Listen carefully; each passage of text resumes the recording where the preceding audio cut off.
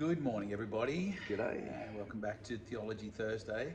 Last week was an interesting week. The concept of the just war that we touched on in, we thought it was appropriate for while we were celebrating, while we were remembering Anzac Day.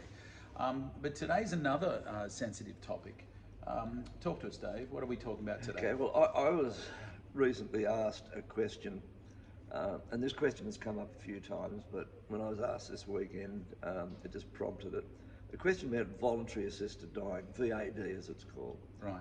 And the basis for any Christian response to this issue. Because it's been a lot in the news over the past couple of years. Yeah. States questioning and wondering whether this is okay to do. All states now in Australia have laws that have legalised voluntary assisted dying.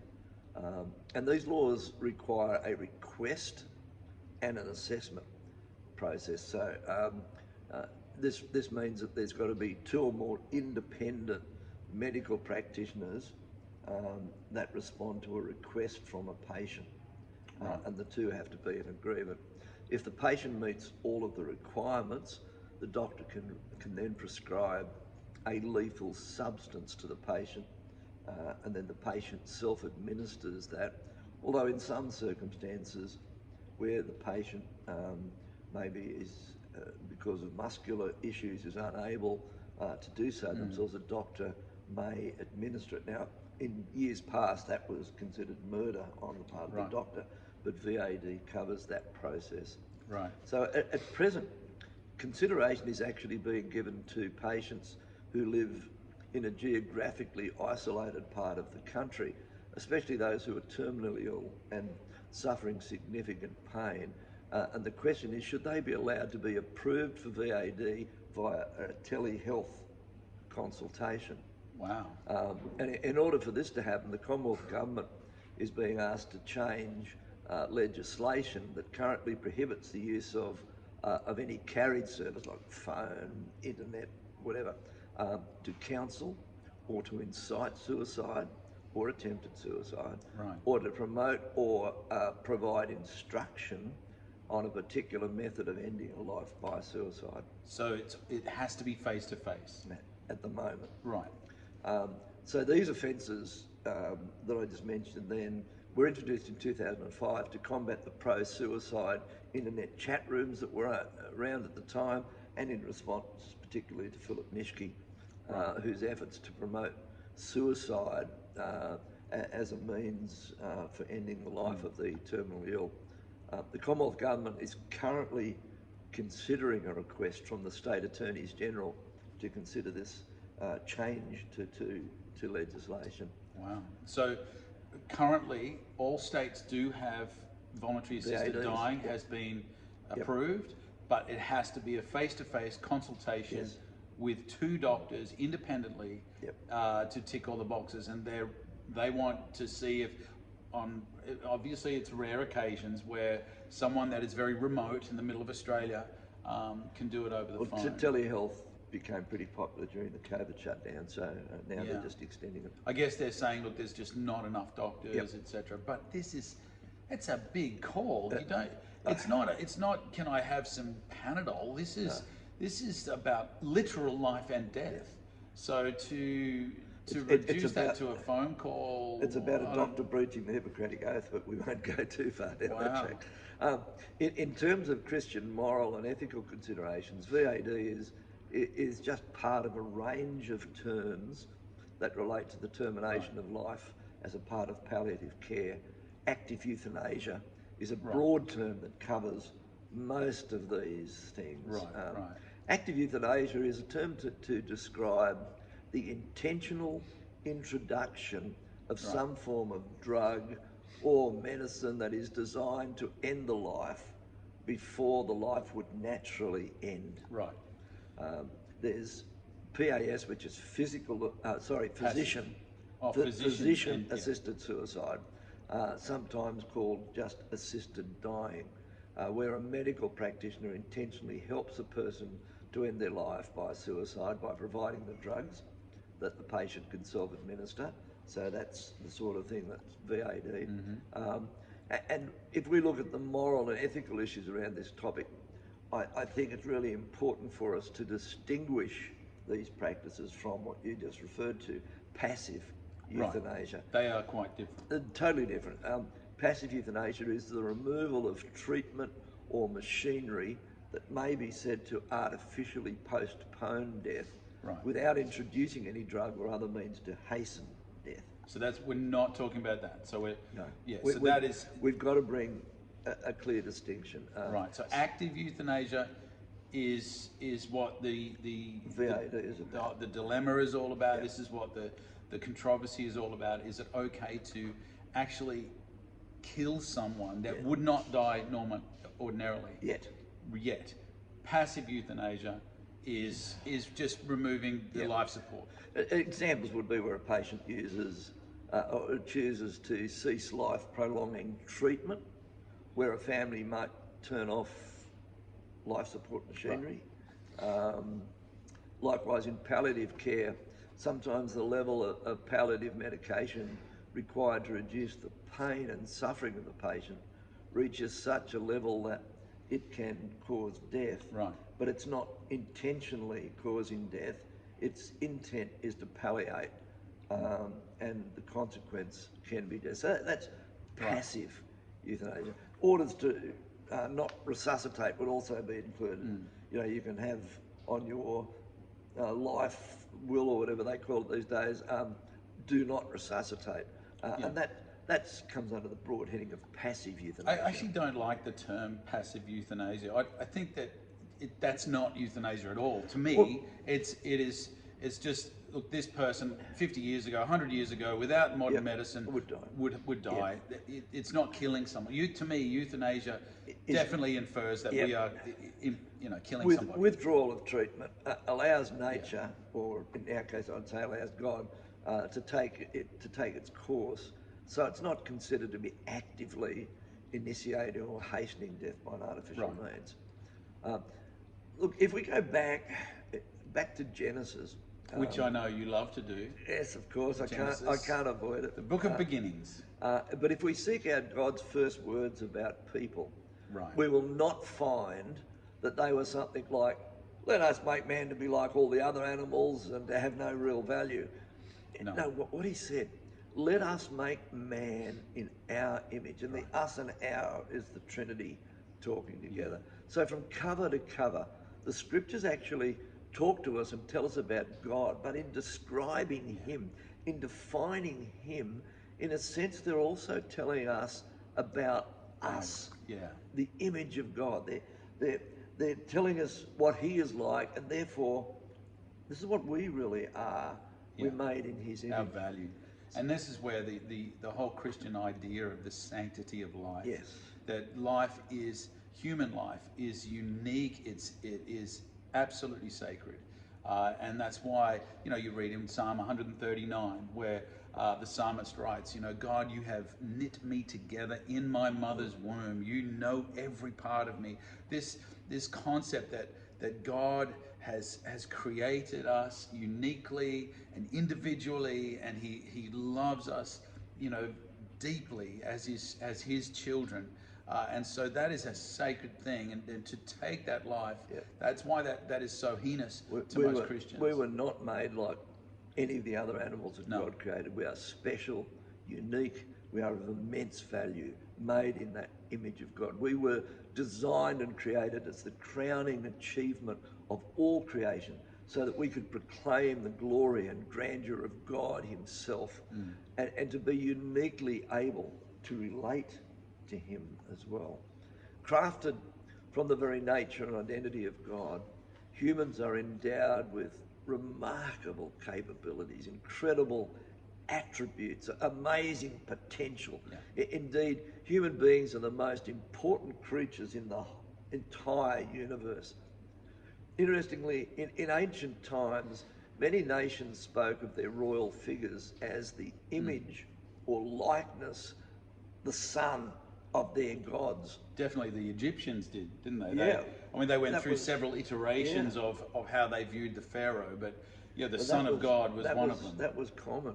The reason why these people groups believe that the gods ordained kings to represent them on earth is pretty easy to follow and understand. Kings were to learn the will of their gods in heaven and to use their earthly power to carry out that will, the will of the gods, to be the living image of a god in these nations was a highly exalted place to occupy. But Moses, he came and he taught the Hebrew people the truth about the image of God from the very beginning of creation. God created man in his own image. Male and female created he them. Yeah. This honour of being God's image was not reserved for a few royal figures. This honour was in fact bestowed on every human being, male and female. So it's easy to understand why Jesus said that all of the law and the prophets are really about the commandments to love God and love our neighbour. We're told basically to love God and love his image. Yeah. And that was a unique teaching, like you said. The Bible was very different to every other ancient Near East, um, writings and literature that saw it very differently. We have this. It's not just Pharaoh. We're all as important. We're all valuable. Absolutely. And that was a unique teaching. The first man, Adam, became a living creature by receiving the breath of God. And that's Genesis 2 tells us that, according to Job, in chapter 34 of Job, if God withdrew his breath from humans, they would die. Job says they would become dust. Yeah. Since the breath of God is the source of human life, it's reasonable to argue that human life actually belongs to God. And of course, we have to accept that the image of God in man has been tarnished by sin. Humanity is not all that God intended us to be, nor have we fulfilled the divine purpose and plan that God had in mind at creation. But that fall into sin might have tarnished the image, but underneath the layer of sin and guilt, the image remains, and the breath that we breathe, the life that we have, is still from that same original source. So ultimately, as human beings, we do not have absolute autonomy over our own lives. Rather, we are stewards of the life that God has given to us and the breath that he has placed within us. Right. So how does that relate to voluntary assisted dying? If human life does not belong to us, then we can never be free to intentionally take a human life without the express direction of God. Instead, the lives of all humans, both our own life and the lives of others, are to be highly valued and to be guarded. Hence, for doctors, the Hippocratic Oath. Right. So neither suicide nor murder, and VAD comes into that category, is acceptable from a biblical or Christian ethical position. Neither of these options are either permissible or defendable in the light of Scripture and Christian ethics that are Bible-based ethics.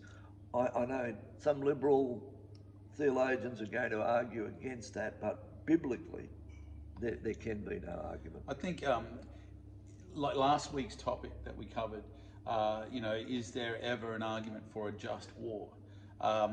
It shows you how complex this can be, and yet simple. So on the one hand, it is clear, the Bible says, 10 Commandments, do not murder, do not take a life. But is murder what you're doing in war? So we talked about that last week. And now we're saying, yes, all life is sacred.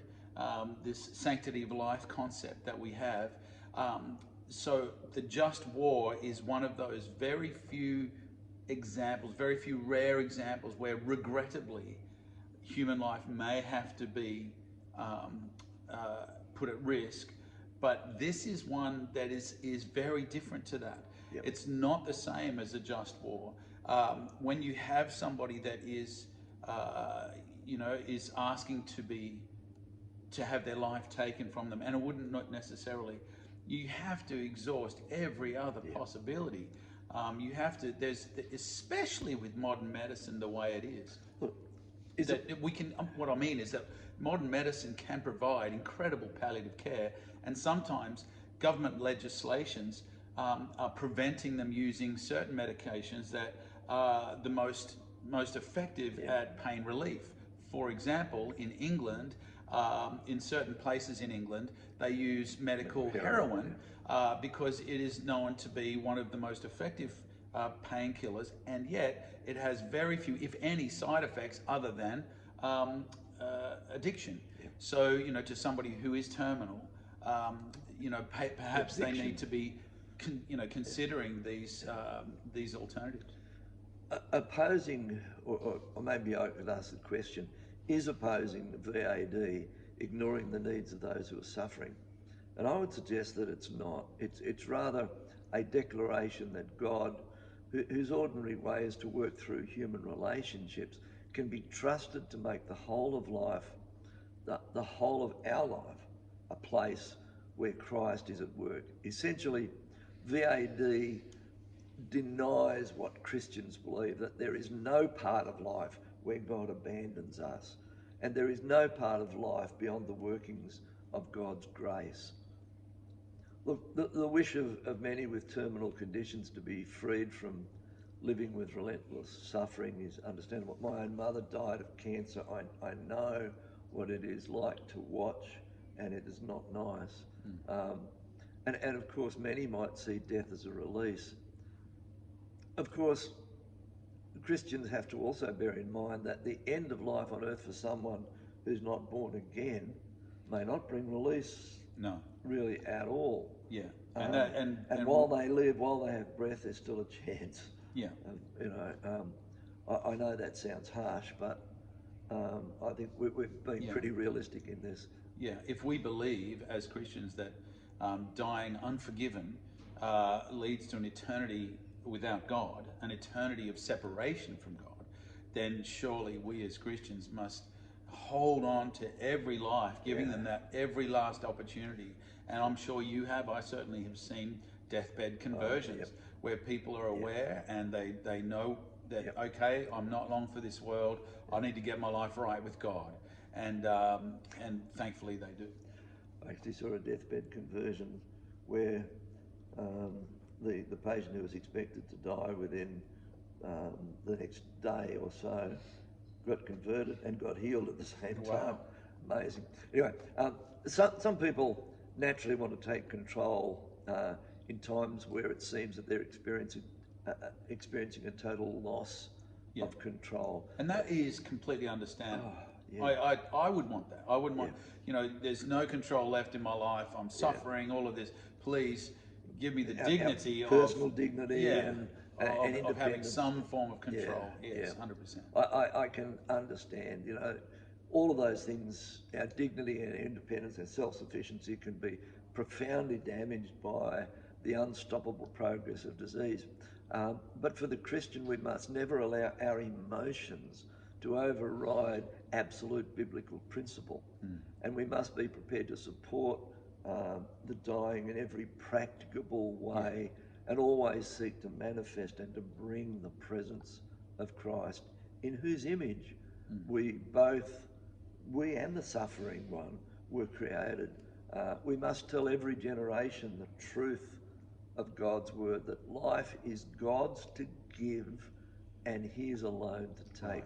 We need to model a life that supports and gives greatest honour to those who are weakest and most dependent, to be a presence, a representative of the divine, a representative of God to one another in sickness and pain, and a present hope in the completed work of Christ and the wholeness that we shall experience in our resurrection body.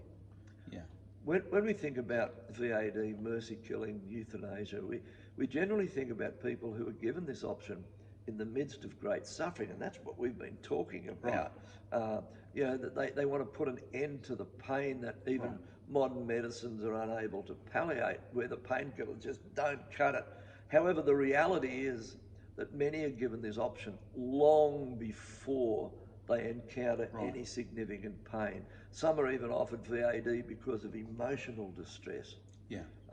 And we all have to face the reality that there may come a time when no matter how successful, how important we might be, we'll become dependent on others for our care, and we fear the guilt of becoming a burden on people, Right. the loss of control of our life, the potential humiliation that can come from having to rely on others even for our basic needs, and we begin to see VAD as a viable alternative. And more, Dave, in the culture that we're creating in the West, where if I'm not living my best life, something's wrong. You know, if I'm not traveling the world and you know sipping cocktails on the beach in Hawaii, or I mean I know I'm being a little facetious there, but you know if I'm emotionally upset, I want it over. I can't handle any pain, and so people, you know, like, and I think that's where the real argument and projecting steps forward. in. You know, we project forward and say this is what I'm going to be like,